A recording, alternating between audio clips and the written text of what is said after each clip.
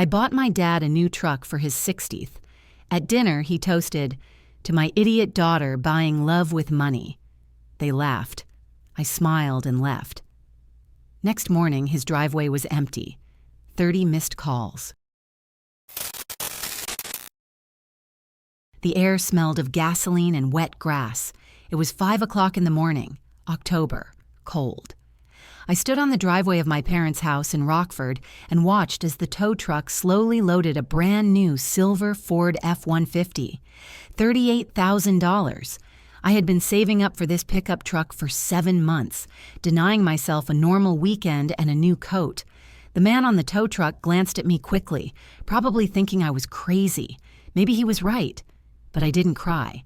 I just stood there with my hands in my jacket pockets and watched the car disappear. A day ago, everything was different. I was driving here from Chicago, gripping the steering wheel so tightly that my white knuckles showed through my skin. In my purse were the keys to the pickup truck, tied with a red ribbon. 60 years old, Dad. I wanted to do something special, something that would finally make him look at me without that cold disappointment in his eyes. I always saw it there. Disappointment, for as long as I can remember. I drove past gas stations and cornfields, remembering how in 9th grade I brought home a certificate for winning the state math competition. Dad was sitting in the living room with a beer, watching TV. I stood in front of him for a good 10 seconds before he looked up. "Dad, look, I won the competition, for all of Illinois." He glanced at the certificate and nodded. "Well done. Ethan helped me fix the transmission on my Chevy today. Now that's what I call real work." Mom was standing in the kitchen doorway with a towel in her hands. She lowered her eyes. She didn't say anything, as usual. Ethan is my older brother, 32 years old, his own auto repair shop, golden hands, and a smile that made Dad laugh. Ethan dropped out of school at 17, went to technical school, and then joined Dad at the factory as an assistant. Caterpillar, where Dad had worked for 38 years as a foreman. Ethan was the continuation of his dream. I was not. I went to college. Dad called it a waste of money. Education for girls is for finding a husband. Why do you need finance? Find yourself a decent guy and he'll earn the money. I didn't find a boyfriend. Instead, at 18, I got a job as a secretary at Meridian Trust, a financial company in Chicago. I rented a room with 2 girls, ate instant noodles, and took evening classes. 9 years climbing the ladder. Secretary, assistant, junior analyst, investment portfolio analyst. Now I have my own office, small but with a window. I allocate millions of clients' money and people trust me. Dad said it wasn't a serious job, shuffling papers. So I bought a pickup truck, brand new with leather seats and all the options he used to list when we drove past the dealership. I remembered. I always remembered everything he said. I hoped that one day it would matter. I parked the pickup truck right in front of their house, a 1-story house with oatmeal-colored siding, a small porch, and a lawn that Ethan mowed every Saturday.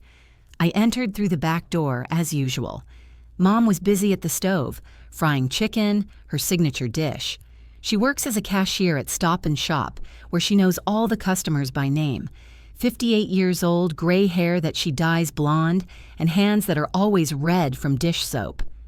"Amanda, honey, you're home." She hugged me quickly, smelling of onions and cheap perfume. "Dad's in the garage with Ethan.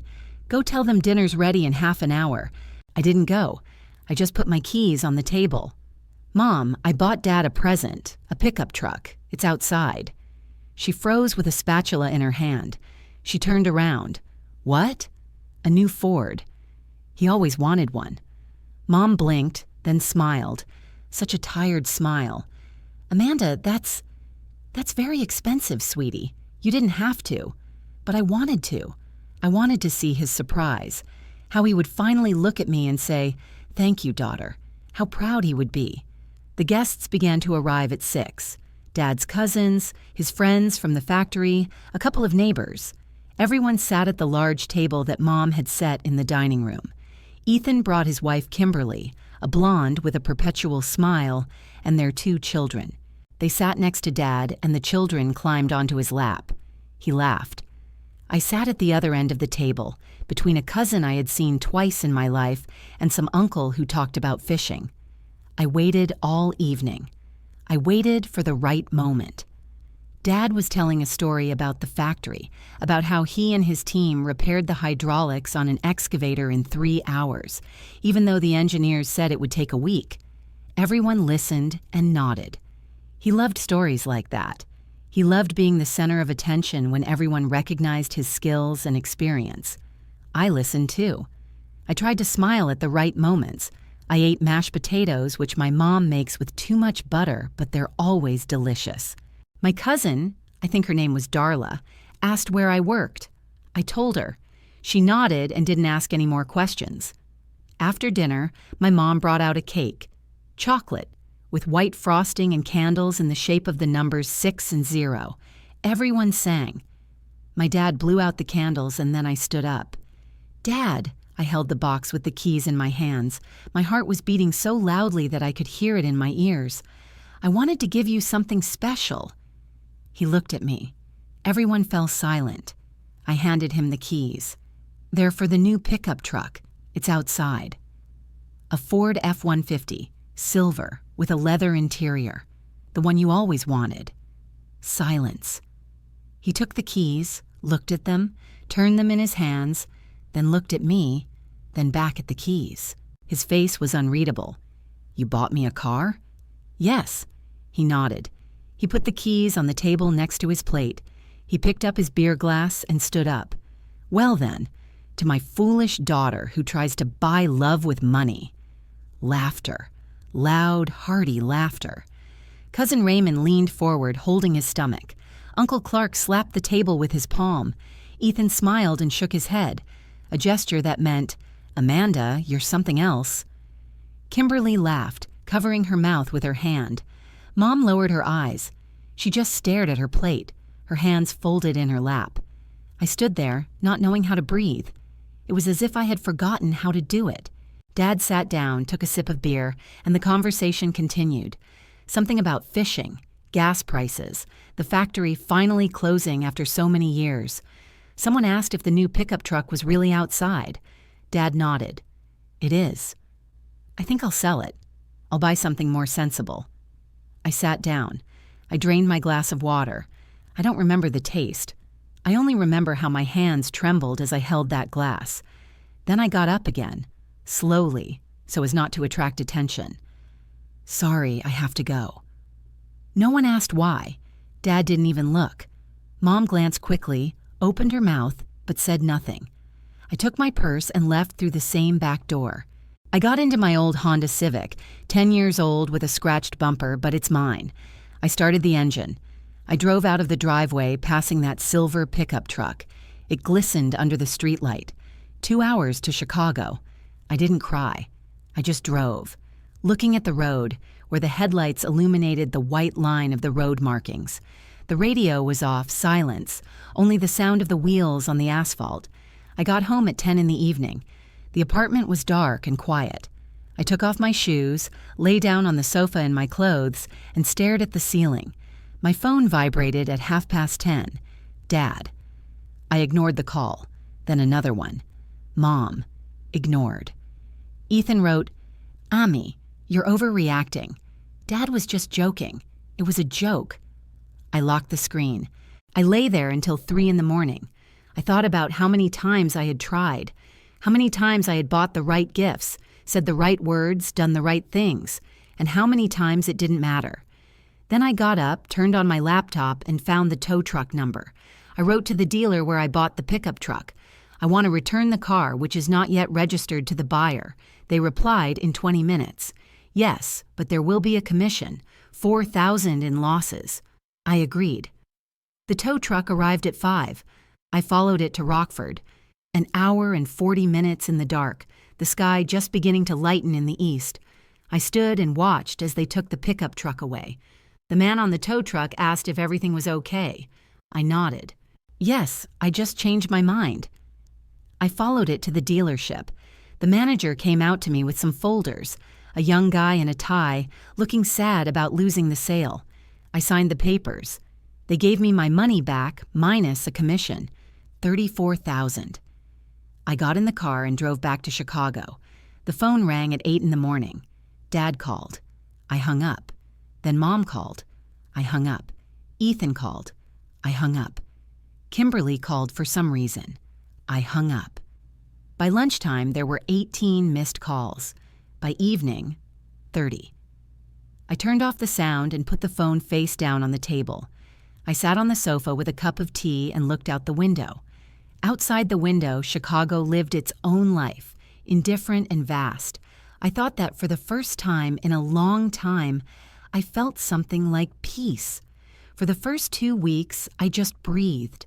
I blocked all numbers: Dad, Mom, Ethan, even Kimberly, who for some reason decided she could be a mediator. At work, I immersed myself in numbers so deeply that Terry from accounting asked if everything was okay. I said yes. She didn't believe me, but she didn't insist. Numbers don't lie. They don't laugh at you at the dinner table. They don't call you stupid. I checked client portfolios, analyzed market trends, made forecasts. My boss, Marvin, even praised me at a meeting. He said I was doing a great job and that the clients were satisfied.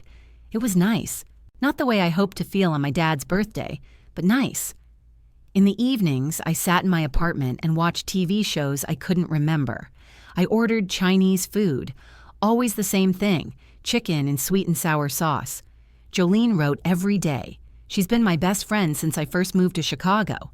A nurse at St. Luke's Hospital, 29 years old, red-haired and overly straightforward. We met in the laundry room of our building when I cried over a pile of laundry because I didn't have money for detergent. She gave me hers. We've been friends ever since. "How are you?" she wrote. "Fine," I replied. "You're lying." Maybe, but I didn't want to talk about it. I didn't want to dissect that evening, analyze every word. I just wanted to forget. On Wednesday of the second week, Jolene wrote, "Coffee. Tomorrow. 7 p.m. Don't you dare say no." I didn't say no. We met at our usual place, a small cafe on the corner of Dearborn and Monroe. Jolene was already sitting at a table by the window, 2 cups in front of her. She always ordered for me, a latte with coconut milk, no sugar. "You look terrible," she said when I sat down. "Thanks, so do you." She smiled. She was wearing a green nurse's uniform, her hair pulled back in a ponytail, dark circles under her eyes. 12-hour shift. 3 patients, one of whom decided I was his mother and started crying every half hour. "But this isn't about me. Tell me about yourself." I took a sip of coffee, hot, slightly bitter. Nothing to tell. I took the car, returned it. That's it. "And how are you feeling?" I shrugged. "I don't know. Better, I guess. I stopped helping them with their mortgage." Jolene raised an eyebrow. "You were helping with their mortgage?" "For the last 2 years, $500 a month. They were barely making ends meet after Dad retired. Mom's the only one working, and it's not enough." "What about Ethan? He has his own family, kids. He can't." "But you can?" I didn't answer. Jolene leaned forward and put her hand on mine. "Amanda, do you realize this isn't normal? He called you stupid with your own money, on the gift you bought him." "I know." "Then why do you still look like you're to blame?" I looked away.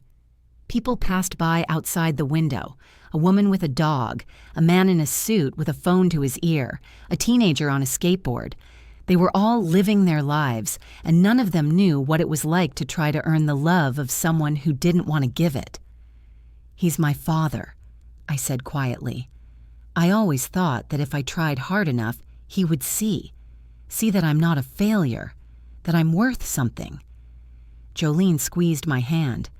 "You are worth everything, but not because you have to prove anything, just because you exist." I wanted to believe her. I really did. I remember bringing home a drawing in 6th grade. My teacher said I had talent that needed to be developed. I drew our house, with a tree in the yard and a swing that Dad had made for Ethan. I showed it to Dad. He looked at it and said, "The swing isn't at the right angle, and the pipe on the roof isn't in the right place." Ethan was sitting nearby building a model car. Dad looked at him and smiled. See how you have to work with details? Ethan understands. He has the right hands for it. I corrected the drawing. I brought it back. Dad nodded. Better. But why do you need this? You'd be better off studying. I studied. I always had the best grades in class. When it was time to apply to college, I received a scholarship. A full scholarship to the University of Illinois to study finance. Dad said, "You're wasting your time. You'd better go to a technical college and learn something practical. Accounting, for example. Or become a nurse, like that girl, Merlin, from the store. She makes good money." I went to college. I paid for my dorm and my books. The scholarship covered my tuition, but not my living expenses. So I found a job. I was a secretary at Meridian Trust, a financial company in downtown Chicago. 18 years old, I sat at a desk in the reception area, answered phones, and typed letters. The pay was low, but I stuck with it. My boss at the time was a man named Roger Phelps. He was fat, bald, and loved to tell dirty jokes. But he noticed that I was reading financial reports during my lunch break. He asked me why. "I'm interested," I said. "Are you studying?" "Yes." "Evening classes." He nodded. "If you work hard, you can get ahead. People here respect those who want to work." I worked hard. 3 years as a secretary, then I was transferred to the analysis department as an assistant. 4 more years, and I was a junior analyst. Then just an analyst. Now I have my own office, my own clients, a salary I couldn't have dreamed of at 18. Dad said it wasn't a real job, that a real job is when your hands are dirty at the end of the day. I stopped telling him about my career, but I sent money. Every month as soon as I found out they were having a hard time. Mom hinted at it once on the phone. She said the mortgage was high, that Dad's pension didn't cover everything. I offered to help. She refused, but I insisted. $500 a month, 2 years, $12,000 in total. Dad never thanked me. He never even mentioned it. Now I've stopped. After that evening, I simply didn't make the transfer, and I didn't make it the following month either. Jolene listened to me and nodded. "You did the right thing," she said. "They don't deserve your support." I wanted to argue, to say that they were my parents, that I had a duty to them. But the words stuck in my throat. "Maybe," was all I could say. We finished our coffee, and Jolene went to her next shift. I walked home, a leisurely 20 minutes. Chicago is always noisy in the evening, full of people rushing somewhere. I like getting lost in the crowd, feeling like I'm part of something bigger. At home, I checked the mail, bills, advertisements, and one envelope with no return address. The handwriting on the envelope was familiar, neat, rounded, my mother's handwriting. I opened the envelope while sitting on the couch. Inside was a sheet of paper written in the same handwriting. Account for the maintenance of Amanda Crane from birth to 18 years of age. Then came the list. A detailed, meticulous list. Food, $27,000.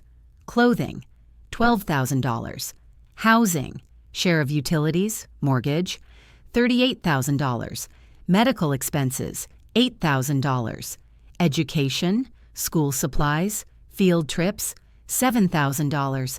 Transportation, gas for rides, $4,000. Other, birthdays, holidays, $7,400. Total, $103,400. At the bottom was a note. "Since you feel it is necessary to take back the gifts and stop the support, we think it is fair that you return what we have spent on you. We expect compensation within 30 days. There was no signature. I sat and looked at this letter. I read it over and over again. The handwriting was my mother's, but the wording was my father's. Cold, calculated. I imagined him dictating and her writing, how she didn't argue, as usual. At first I laughed, quietly, then louder. It was absurd. Parents don't bill their children for their childhood. That's crazy. I laughed until the laughter turned into something else, into rage. I remembered all those dinners when I sat at the table and listened to Ethan talk about his successes, and Dad smiled. I remembered how I brought home certificates, prizes, letters of commendation from teachers, and how Dad barely nodded. I remembered how I spent my last money on gifts for Christmas and birthdays, trying to buy at least a crumb of the warmth he so easily gave to Ethan. And now this, a bill for giving birth to me, for feeding and clothing me, things that parents are required to do by law. I crumpled the paper. Then I unfolded it again. I reread it. I thought about my response. Then I just walked over to the trash can and threw it away. Without tearing it up or burning it, I just threw it away. Between a bag of Chinese food and an empty Amazon box. If they think I'm going to pay, they're wrong. I don't owe them anything. Nothing but the years I spent trying to be good enough. My phone vibrated. A message from Ethan. He somehow got my new number. Amy, be smart. Pay the money and forget about it. Don't make it worse. I blocked the number. I went to bed. In my dream, I was little again. I was standing on the porch, holding a drawing in my hands. Dad looked at me through the mosquito net and shook his head. Not right, Amanda. Not right again. 2 days after that letter, the official summons arrived. The courier rang the doorbell at 9 in the morning before I had finished breakfast. I signed, closed the door, and opened the envelope while standing in the hallway. Cook County Circuit Court Case Number. Then came a string of numbers, followed by Dennis Crane and Barbara Crane vs. Amanda Crane. Debt collection lawsuit. My hands trembled. I reread it 3 times, hoping I had misunderstood. But no, they really had sued me. For my childhood. For food, clothing, and shelter I hadn't asked for. For what they were required to give me by law. I sat down on the floor right there, by the door, and started laughing. Or crying. I'm not sure which. Maybe both. Then I called Noah.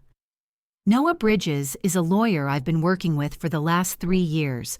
Our company uses his services for clients who have complex legal issues regarding investments or inheritance. He's 34, always wears a suit, always serious, but sometimes he smiles in a way that makes wrinkles appear at the corners of his eyes. We're not friends, but he's the only lawyer I know. Noah Bridges, he answered after the second ring. This is Amanda Crane, from Meridian Trust. I need help. Pause. What happened? I told him. Everything. About the pickup, the dinner, the bill, the summons. The words poured out of me like rocks from a mountain, chaotically, quickly. Noah listened silently. When I finished, he exhaled. That's absurd. Parents can't sue for child-rearing expenses. Children have no legal obligation to repay such funds. Then why am I holding a summons in my hands? Because someone advised them to try. Or they found an inexperienced lawyer who took the money and filed a lawsuit, knowing he would lose. Or they filed it themselves, without a lawyer. Can I see the documents? Yes. I'll send you a photo now. I photographed the summons and sent it to him. A minute later, he called back. They filed it themselves, without a lawyer. That's good for you, bad for them. Come see me tomorrow and we'll discuss a strategy. Don't worry, Amanda. This is a case we're going to win. Don't worry. Easy to say. The next day, I was sitting in his office, a small room on the 23rd floor of a building on Michigan Avenue. Outside the window, I could see the lake, gray and restless. Noah sat across from me, flipping through papers. They claim that you verbally agreed to return the funds, that it was an agreement. Of course, that's a lie, but they need something to claim. I never agreed to anything. I know. We have evidence. You are an adult with no legal obligation to compensate for the costs of raising your children. Parents are required by law to support their children until they turn 18. It's not a debt. It's a duty. He spoke confidently, calmly. I listened and tried to breathe evenly. What do I need to do? Come to the hearing. Tell the truth. I'll take care of the rest. The court hearing was scheduled for 3 weeks later, 3 weeks during which I hardly slept. I came to work, sat in front of the computer, and stared at the numbers that blurred before my eyes. Marvin asked twice if everything was okay. I nodded and smiled. He didn't believe me, but he didn't insist. Jolene came over at night after her shift, bringing pizza and beer. We sat on the floor of my living room and watched silly comedies that didn't make us think. She kept me afloat. I don't know what I would have done without her. "They're going to lose," she said. "This is ridiculous. No judge will rule in their favor. But what if they do? They won't. Trust me." The day of the trial arrived on Wednesday. I put on my best suit, dark blue, conservative, with a white blouse. I pulled my hair back into a bun. I tried to look confident. I failed. In the mirror, I saw a pale woman with dark circles under her eyes, looking frightened. Noah met me at the courthouse entrance. "Are you ready?" "No," he smiled. "That's okay. No one is ready, but you'll do fine." We entered the courtroom. It was small and cramped, smelling of old wood and dust. Dad and Mom were sitting at the plaintiff's table. Dad was wearing an old suit, the one he wore to weddings and funerals. Mom was wearing a blue dress, her hands folded in her lap. She didn't look at me. Dad looked at me, coldly, without emotion. Ethan sat in the courtroom behind them. He saw me and turned away. The judge entered at 10 o'clock. She was a woman in her 50s with gray hair and glasses perched on the tip of her nose. She glanced at the papers, then at us. "The case of Crane vs. Crane. Plaintiffs, are you representing yourselves?" Dad stood up. "Yes, Your Honor." "Good. State your case." Dad spoke for 15 minutes. He talked about how he and Mom raised me, fed me, clothed me, paid for everything. How I grew up ungrateful. How I took the gift they wanted to leave. How I stopped helping them when they needed it most. His voice was even, without emotion. It was as if he were reading a shopping list. The judge listened and nodded. Then she looked at Noah. "Defense?" Noah stood up. "Your Honor, the plaintiffs claim that the defendant has a legal obligation to compensate for the costs of raising her children. That is a false statement. Under Illinois law, parents are obligated to support their children until they reach the age of 18. It is not a loan. It is a duty. Adult children have no legal obligation to repay those funds. The claim has no legal basis and should be dismissed." The judge nodded. "Understood. Are there any witnesses?" Dad nodded. "Yes. Our son, Ethan Crane." Ethan stepped forward, took the oath, and sat down in the witness chair. He looked uncomfortable, twisting his fingers, not knowing where to put his hands. Dad asked him about our childhood. Ethan answered in short sentences. "Yes, our parents always provided for us. Yes, they spent a lot. Yes, I was a difficult child." "Difficult?" the judge asked. Ethan nodded. "She was always arrogant. She thought she was better than us. She went to college, moved to Chicago, and hardly ever called. And then suddenly she buys a tattoo machine, as if that would change anything. She always tried to buy attention. My father is right. She bought love with money. I sat and listened as my brother, who grew up in the same house as me, talked about me as if I were a stranger, as if he knew nothing. He doesn't know how I cried in my room after another criticism from Dad, how I denied myself everything so I could save money for gifts, how I spent my last penny to help them." Noah stood up. "Mr. Crane, you say your sister bought attention. Did you know that she sent your parents $500 a month for 2 years to help with their mortgage?" Ethan fell silent. He blinked. "No, I didn't know." $12,000 in total. She never asked for it back, never demanded thanks. She just helped. Is that buying love too? Ethan didn't answer. "You're free," Noah said. Then it was my turn. I sat down in the witness chair and took the oath. My hands were shaking. Noah asked about my childhood. I told him about the criticism, about how my dad always compared me to Ethan, about how I tried to be good enough and never was, about the letters he ignored, about the successes that didn't matter, about the dinner and the toast that turned a gift into an insult. My voice was shaking, but I kept talking. The judge listened intently. My mother cried quietly, her face hidden in her hands. My father sat motionless, staring at the wall. When I finished, the judge took off her glasses. "Mr. Crane, Mrs. Crane, I have heard both sides, and I want to say this. Parents have a duty to support their children until they reach adulthood. It is not a loan. It is not a service for which payment can be demanded. You gave birth to this child. You decided to raise her. It was your choice and your duty. The case is dismissed." She banged her gavel. It was over. I sat there, unable to believe it. Noah put his hand on my shoulder. "It's okay. You won. I won." But for some reason, I didn't feel victorious, only tired. We were leaving the courtroom. Dad was standing by the door. He stopped me with a glance. "If you don't pay voluntarily, you'll regret it." He said it quietly, calmly, but there was something in his voice that made me shudder. Then he left. Mom ran after him, Ethan after her. I stood in the empty hallway and watched them go. "That's a threat," Noah said. "We can file a complaint." "No, I just want this to be over." The week was quiet. I returned to work, to my routine. Marvin gave me a new project, a complex portfolio for a client who wanted to diversify his assets. I immersed myself in it, grateful for the distraction. Jolene came over for dinner, made pasta, and told funny stories from the hospital. I almost forgot about Dad and his threat. Almost. On Wednesday morning, I was walking to my car. It was 7 o'clock, still dark, the street empty.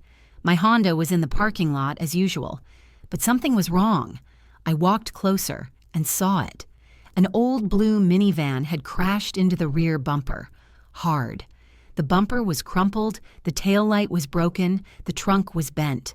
On the windshield was a white piece of paper pressed against the wiper. I picked up the paper. It said in large print, "Return the money we spent on you." My heart was pounding so hard it hurt in my chest. I looked around. The street was empty.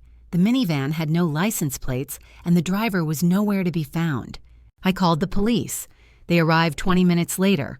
2 officers, a young man, and a middle-aged woman. They inspected the car, took photos, and recorded my statement. I showed them the note. "This is a threat," said the female officer. "Do you have any idea who might have done this?" I nodded. "My father." They wrote it down. Then they said they would check the cameras, if there were any. There was a camera in the neighboring building, pointed at the parking lot. The officers asked for the recording. The owner agreed. I watched the recording later. A man in a mask, dark clothes, gloves.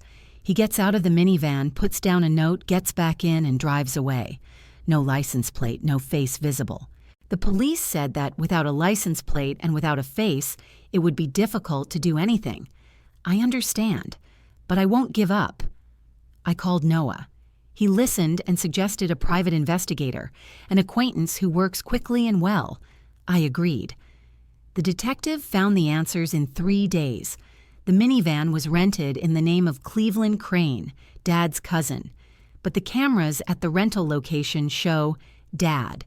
He rented the car under someone else's name and used fake documents. The detective also found call records. Dad had called Cleveland the day before the incident. He asked to borrow his ID. There was enough evidence.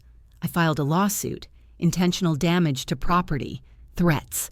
Noah said Dad could face up to 5 years in prison. 5 years. For my car. For the note. For not being able to let go. I didn't know how to feel. Part of me wanted him to pay, but another part just wanted it to be over.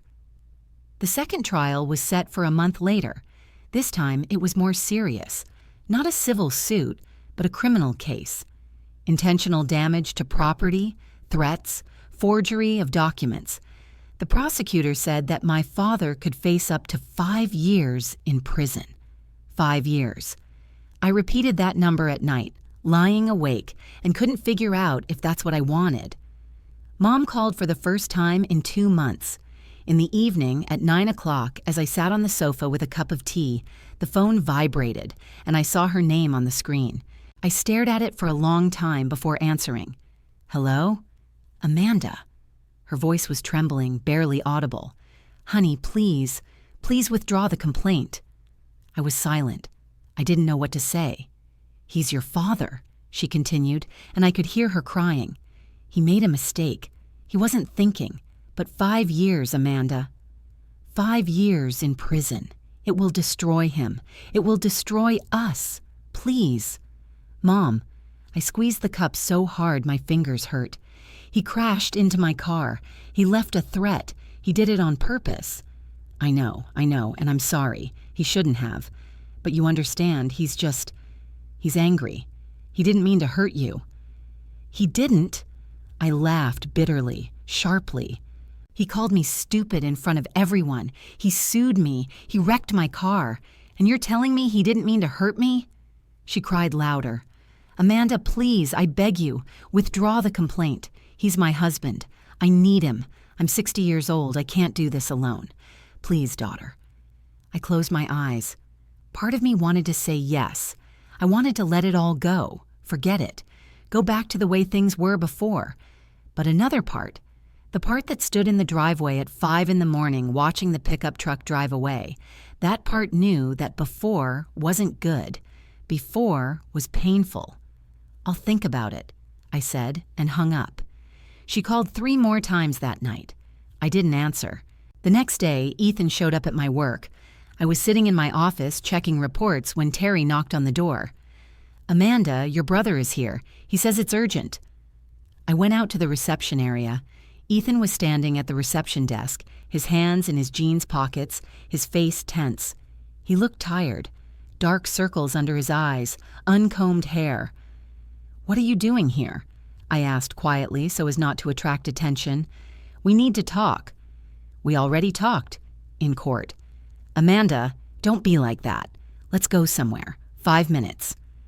I wanted to refuse, but he looked so desperate that I nodded. We went outside and stopped at a coffee shop on the corner. It was cold, and the wind cut into our faces. Ethan took out a cigarette and lit it. I didn't know he smoked. You're destroying a family, he said, not looking at me. Mom can't sleep. Dad, he's broken, Amy. He's really broken, and it's all because of you. Because of me? I took a step back. He crashed into my car, Ethan. He threatened me. Because you drove him to it. He turned around and I saw the anger in his eyes. You took that car away. You stopped helping him financially. You just disappeared from our lives as if we meant nothing to you. I disappeared? Me? My voice rose and I couldn't hold it back. I spent 9 years trying to be good enough for you, for Dad. I brought home certificates, awards, a job that others only dream of. And what did I get? Criticism, comparisons to you, coldness. And then, when I bought him a gift, he called me stupid. And you laughed, Ethan. You laughed too. He looked away. It was a joke. No, it wasn't a joke. It was what he really thinks of me. And I'm not going to try to change that anymore. I turned to leave. He grabbed my arm. Amanda, if you don't withdraw the complaint, he'll go to jail. 5 years. Is that what you want? For our father to go to jail? I pulled my arm away. I don't know what I want, but I know what I don't want. I don't want to be afraid anymore. I don't want to feel like I'm not good enough. I don't want to live in the shadow of a man who never loved me. He loves you. No, Ethan. He loves you. He never loved me. And that's okay, because I don't need his love anymore. I walked back into the office. Ethan didn't follow me. That night, I called Jolene. She arrived 20 minutes later in her pajamas under a jacket, her hair wet from the shower. We sat in the kitchen drinking hot chocolate she made from milk and cocoa powder she found in my cupboard. What do you want to do? She asked. I don't know. Amanda, look at me. She waited until I looked up. What do you want? Not what's right, not what's expected of you. What do you want? I thought about it for a long time. Then I said, I want it to end. I don't want revenge. I don't want him to go to prison, but I want him to leave me alone. Forever. Jolene nodded. Then do it. Withdraw the complaint, but set conditions. Through a lawyer. Let him know that if he tries to come near you even once, you'll reopen the case, and then he'll go to jail. Will it work? I don't know. But it will give you control. And you need control, Ami. You deserve it. I called Noah the next morning. I told him my decision. He was silent for a long time. Are you sure? After everything he's done? Yes, but I want conditions, a restraining order, any contact, and I'll reopen the case. He needs to know I'm serious. Okay, I'll draw up the paperwork. Are you sure you're ready for this? No, but I'm going to do it anyway. The court hearing was on Monday. I arrived early and Noah was already waiting at the entrance. He handed me the papers, an official dismissal of the charges on the condition that he sign a restraining order. Dad had to sign. If he refused, the case would go to court, and he would most likely go to jail. We entered the courtroom. Dad was sitting at a table with a lawyer. This time they had hired someone. A young woman in a suit, she looked nervous. Mom was sitting in the courtroom, her hands folded on her lap, staring at the floor. Ethan didn't come. The judge entered, and we stood up. It was the same judge as last time, a woman with glasses. She looked at the papers, then at us. I see that the defendant is withdrawing the charges on condition that a restraining order is signed. Is that correct? Noah stood up. Yes, Your Honor. The judge looked at Dad. Mr. Crane, do you understand the terms? If you violate the restraining order, any contact, any approach, the case will be reopened and you will be held accountable. That could mean up to 5 years in prison. Do you agree to these terms? Dad stood up. He looked different, smaller, older. His shoulders slumped, his face gray. He didn't look at me. Yes, Your Honor. Sign the document. He signed. The judge banged her gavel. Case closed. I sat and watched him sign. His hand was shaking. The lawyer whispered something to him, but he didn't answer. Mom cried quietly. We left the courtroom. Dad was standing by the exit, Mom next to him. He looked at me and I stopped. Noah touched my elbow, a warning, but I approached him. Dad looked at me for a long time. Then he said one word. Are you satisfied? I looked him in the eyes, for the first time in my life, as an equal. Not as a child seeking approval, not like a daughter trying to please, just like a person who had made a decision. No, I said quietly, but I'm free. He blinked. Something flashed in his eyes. Surprise, maybe pain. But I didn't stay to find out. I turned and walked away.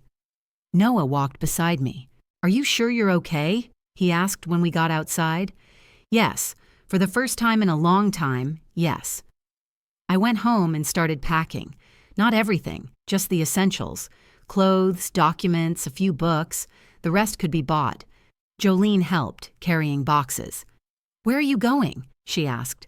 Lincoln Park. I found an apartment. Smaller, but my own. Far away from everything. From your family? From the past.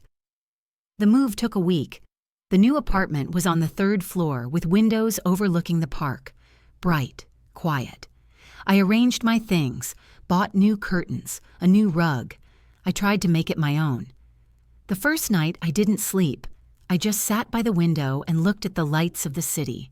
Chicago lived, breathed, knew nothing about me, and it was wonderful.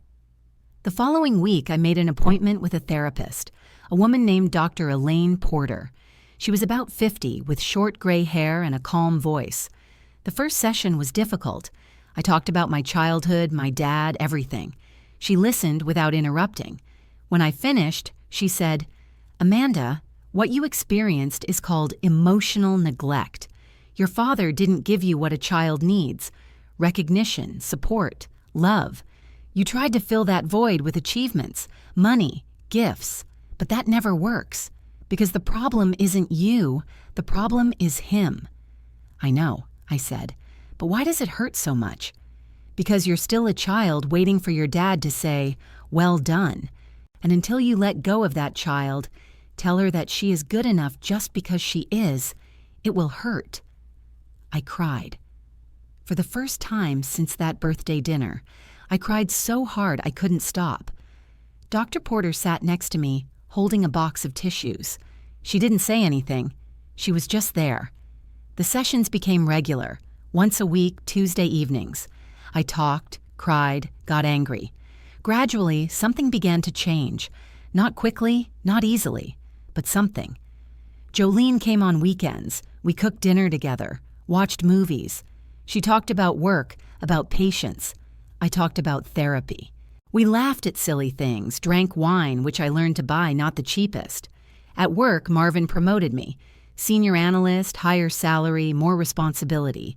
I accepted. I worked a lot, but now it was different. Not an escape, just a job I loved. I blocked all my family's numbers. Dad, Mom, Ethan. I deleted them from social media. I started a new life. Without them. Without the burden I had carried for so many years. One evening, a month after the move, I was sitting on the balcony with a cup of tea. The sun was setting, the sky was pink and orange.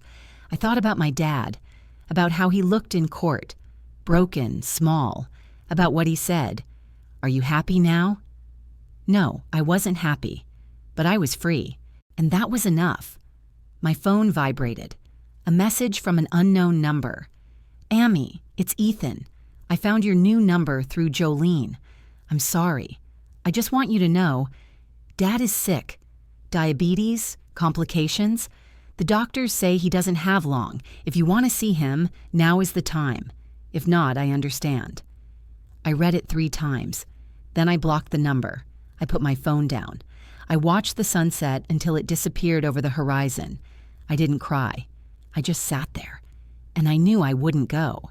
Not because I hated them, but because I had let go. 3 years is a long time, and yet it's over in an instant. I turned 30 in September and celebrated at a small restaurant with Jolene, Kirk, and a few colleagues from work. The cake was chocolate. The wine was good. The conversation was light. No one asked about my family. They knew they weren't there. They knew it was better that way. Kirk Delman came into my life a year after I moved. We met at a conference. He's an engineer working on developing energy-saving systems for residential buildings. 36 years old, tall, with a reddish beard and a smile that softens his face. He approached me during the break and offered me coffee. We talked for 2 hours until the conference ended. He asked for my number. I gave it to him. On our 3rd date, I told him everything about my dad, the car, the trial. I expected him to be scared, to pull away, but he just took my hand and said, "Thank you for trusting me with this." We've been together for 2 years now. He knows when I need space and when I need a hug. He doesn't try to fix me. He doesn't tell me that I have to forgive for my own sake. He just loves me, just like that. It still seems strange. To be loved just like that, without conditions, without having to prove anything. Jolene remains my closest friend. She is now a senior nurse and manages the intensive care unit. We see each other at least once a week, either at my place or hers. We cook, watch TV series, talk about everything and nothing. She is my family, my real family. Work is going well. I was promoted to senior analyst, and now I have a team of 3 junior analysts. I teach them as I was once taught, but differently. Without coldness, without criticism, with support and understanding that mistakes are part of learning. The apartment in Lincoln Park has become my home. I bought plants that won't die from my irregular watering, hung up photos, Jolene and I at a concert, Kirk on his bike in the park, the Chicago skyline at sunset. There are no photos of Dad anywhere. Therapy with Dr. Porter continues, now less often, once every 2 weeks. We talk about how to build healthy relationships, how to distinguish love from the need to please, how to live without a constant feeling of guilt. It's a long process, sometimes painful, but necessary. The letter arrived in March, 3 years and 4 months after the trial, an official envelope sent by the law firm Schmidt and Partners. I opened it in the kitchen while Kirk was making coffee. The letter was from Noah, short and formal. My mother had contacted him because she didn't have my contact information. My father is sick. Diabetes that was not properly controlled has led to complications. Kidney failure, heart problems. Doctors give him 3 months to a year. He wants to see me. My mother asks me to tell him that they understand my decision, but if I change my mind, now is my last chance. Last chance. I reread those words several times. My hands were shaking. Kirk came over and read over my shoulder. "What do you want to do?" he asked quietly. "I don't know." He hugged me from behind, his chin on my head. "You don't have to decide now. Think about it. Talk to Dr. Porter." I called her that same day. An emergency session was scheduled for the next morning. I arrived with the letter in my hand and sat down in the familiar chair across from her. "He's dying," I said, "and he wants to see me." Dr. Porter nodded. "How are you feeling?" "I don't know." I clenched the paper. Part of me wants to go, to say something, to hear something, to get that closure everyone talks about. But another part, it's just tired of what he always takes. Even now, as he's dying, he's taking my peace, my energy. "Do you need closure?" I thought about it. I don't know. What is closure? When he says I'm sorry, when I say I love you, neither of those things will be true. He won't apologize, and I don't love him, not the way I should. "How do you love him?" "Not at all," I said, surprised at how easy the words came out. "I don't love him. I don't hate him. I just don't feel anything. He's nothing to me." "And that's okay," Dr. Porter said. "You don't have to love someone who has hurt you, even if it's your father." "But do I have to go? Will I regret it if I don't go?" "No one can answer that but you. But ask yourself, who are you going for? For him, so he can feel at peace? For your mother, so she won't blame you? Or for yourself, because you really need to?" I went home and thought about it for 3 days. I couldn't eat, I slept poorly. Kirk didn't pressure me. He just stayed by my side. Jolene came over, we sat on the living room floor, and she said, "Ami, whatever you decide, I'll support you. But remember, you don't owe him anything, not even a goodbye." On the 4th day, I made my decision. I wouldn't go, but I would write. I sat down at my laptop in the evening, and Kirk went to his room to give me some space. I wrote a letter. I deleted it. I wrote it again, long and thoughtful. I said everything I wanted to say. "Dad, I found out you're sick. Mom told me through a lawyer that you want to see me. I'm not coming, but I want to write what perhaps should have been said long ago. I forgive you. Not because you deserve forgiveness, not because what you did was normal, but because I need to let go. I am 30 years old, and I spent 28 of them trying to be good enough for you, trying to earn your love, your recognition, anything. But I realized that love cannot be earned. It is either given or not given, and you did not give it, not because I was not good enough, but because you could not. You didn't know how. You didn't want to. I no longer know or want to know why. I only regret one thing, that I didn't leave sooner, that I spent so many years trying to be someone I'm not in order to get something you couldn't give me. I hope you find peace. I hope Mom will be okay, but I'm not coming back, not because I hate you, but because I've finally learned to love myself. Goodbye, Dad. Amanda. I printed out the letter and put it in an envelope. I sent it through Noah. He'll deliver it. I didn't want them to have my address. A week later, Noah wrote that the letter had been delivered. I haven't heard anything else. Life went on. Spring turned into summer, summer into fall. I worked, dated Kirk, saw Jolene. Kirk and I went to Michigan for the weekend, rented a cottage by the lake. We swam, read, just spent time together. He asked if I wanted to move in with him. I said I'd think about it. It's a big step, but for the first time in my life, I'm not afraid of big steps. The letter about his death came in September, again, through Noah. My father died in his sleep, peacefully. The funeral will be in 3 days in Rockford. My mother wanted me to know, but she understood if I didn't come. I didn't come. I sat in my apartment and looked out the window. Kirk held my hand. I didn't cry. I just sat there and thought about the little girl who used to draw houses and swings, hoping her dad would smile. A month later, a short note arrived from my mother, handwritten on a plain sheet of paper. "Amanda, he kept your letter. He reread it. I don't know if he understood anything, but he kept it. Whether that means anything or not, I don't know. I'm sorry. For everything. I should have protected you. I didn't. I hope you're happy. Mom. I put the note in my desk drawer, next to a photo of me in my graduation gown, the only photo from my childhood that I kept. I'm smiling in it, but my eyes are sad. I look at that girl sometimes and think, how good that she survived, that she became me. In the evening, Kirk and I sat on the balcony. He drank beer, I drank tea. We talked about his project, my work, the new restaurant that had opened on the corner. Then he asked, "Are you okay after that letter?" I nodded. Yes. You know, some wounds don't heal completely. They leave scars, but you can live with them. You can live well. Are you living well? I looked at him, at his calm face, at the hand that was holding mine. I looked at the apartment behind me, bright, cozy, mine. I thought about Jolene, about therapy, about the job I love. Yes, I said, I live well. The following week, Marvin called me into his office. He sat at his desk with his folders, smiling.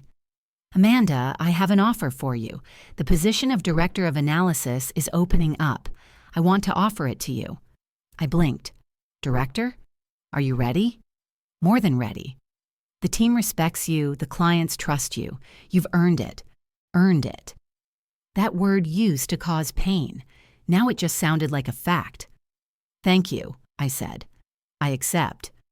He stood up and held out his hand. I shook it. I left the office and stood in the hallway smiling.